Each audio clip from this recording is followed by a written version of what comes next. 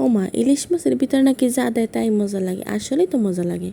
আমরা তো এ পর্যন্ত যত যাই দিয়ে রান্না করলাম সবসময় সুস্বাদু খাইলাম। আজকে আবার একটা মজার জিনিস ইলিশ মাছ রান্না করব। তো আপনারা সবাই সাথেই থাকবেন, ভিডিওটি না টেনে সম্পূর্ণ দেখবেন। আশা করি ভালোই লাগবে। আর যদি একটু ভালো লেগে থাকে তাহলে অবশ্যই আমার চ্যানেলটি সাবস্ক্রাইব করে দিবেন। আর ফেসবুক থেকে যারা দেখছেন অবশ্যই পেজটি ফলো করে দিবেন। আর লাইক কমেন্ট শেয়ার করতে অবশ্যই ভুলবেন না। তো যাই হোক, বিসমিল্লাহির রহমানির রহিম, আসসালামু আলাইকুম। সবাই কেমন আছেন ভিউয়ার্স? আজকে আপনাদের তৈরি করে দেখাবো নতুন একটি রেসিপি। এই রেসিপিটি সবারই হয়তো অনেক পছন্দের, কারণ পুঁই পাতা দিয়ে মনে করেন ইলিশ মাছ রান্না করলে যে কী স্বাদ হয়, এটা যারা খেয়েছেন তারাই ভালো জানেন। তো আজকে আমি আপনাদের দেখাবো পুঁই শাক দিয়ে ইলিশ মাছের রেসিপি। তো ইলিশ মাছের ভিতরে আপনি যে কোনো তরকারি দিলেই অনেক সুস্বাদু হয় খেতে, এটা আমরা সবাই জানি। তো দুঃখজনক বিষয় হচ্ছে এটাই যে ইলিশ মাছের দাম সবসময় অনেক বেশি থাকে, তো চিংড়ি মাছের দামও সবসময় অনেক বেশি থাকে।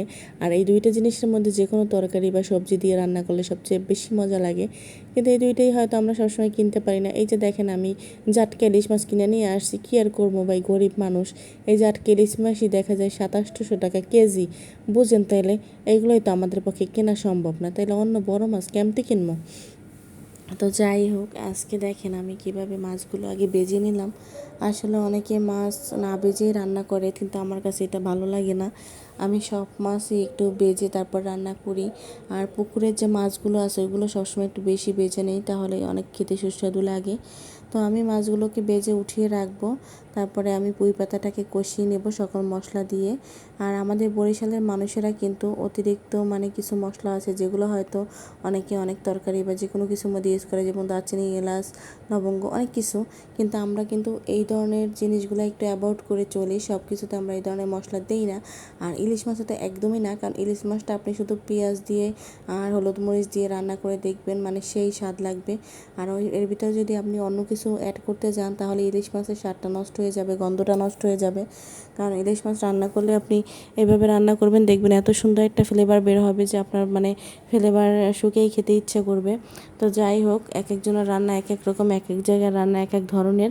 তো আমরা বরিশালের মানুষরা এভাবেই একটু বেশি রান্না করি। জানি না কে কোথা থেকে দেখছেন, সবাই কমেন্ট করে জানাবেন যে আপনারা কে কীভাবে রান্না করেন। আর ইলিশ মাছ তো আমরা টাটকা ইলিশ মাছই খাই সবসময়, নদীর একদম তাজা। আমাদের এখানে নদীর ইলিশ মাছ পাওয়া যায় সবসময়। আপনারা কি সবাই পান নদীর ইলিশ মাছ, নাকি দেখা যায় আপনাদের ওয়েট করতে হয়, সাগরের ইলিশ মাছ বেশি খান? তো আমি পুঁই পাতাগুলো দিয়ে দিলাম, দেখতে পেলেন। তো এই পুঁই পাতাটা আগে ভালো করে কষিয়ে একদম কমিয়ে নেবেন।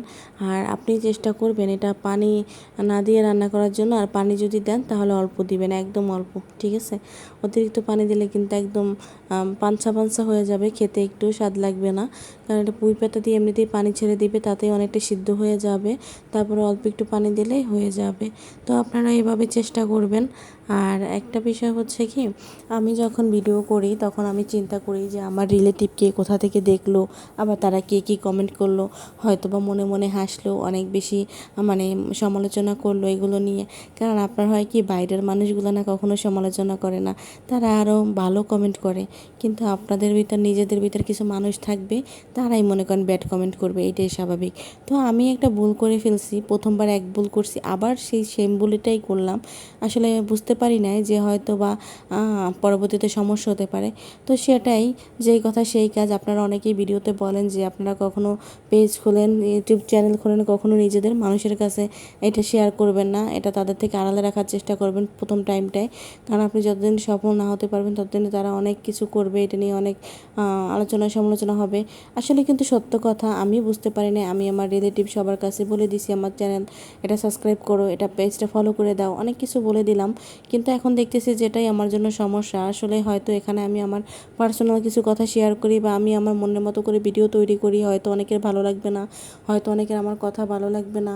তো এই চিন্তাটা আগে করি নাই, এখন বুঝতে পারতেছি যে তাদের থেকে এটা আড়ালে থাকাই বেটার ছিল।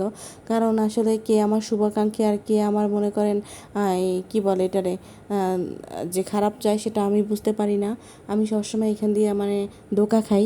এর জন্য আমার আগেই বোঝা উচিত ছিল যে এটা হয়তো আমার সবার সাথে শেয়ার করা উচিত হয়নি।